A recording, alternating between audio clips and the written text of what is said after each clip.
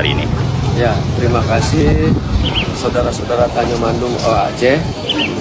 Nyo kan demonyo tujuan sih sih. Nah, kan yang kita tanya nilai kah?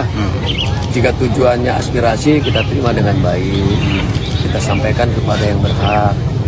Tapi ingat, sekarang sudah banyak masuk pencuri, perampok yang memanfaatkan situasi ini, yang demo-demo, yang rampok-rampok.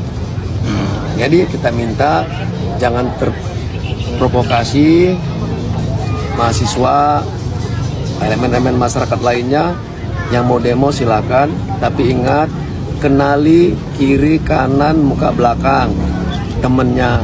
Kalau nggak kenal segera tanya kamu dari mana, berbahasa Aceh enggak, bahasa Gayo enggak.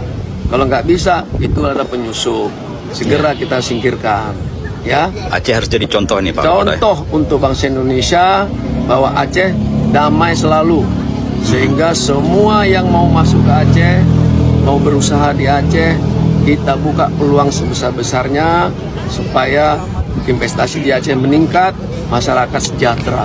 Itu harapan dari kami pihak keamanan. Berapa persen ya Pak diturunkan untuk pengamanan? Sementara yang kami siapkan di lapangan ini 2.000 lebih.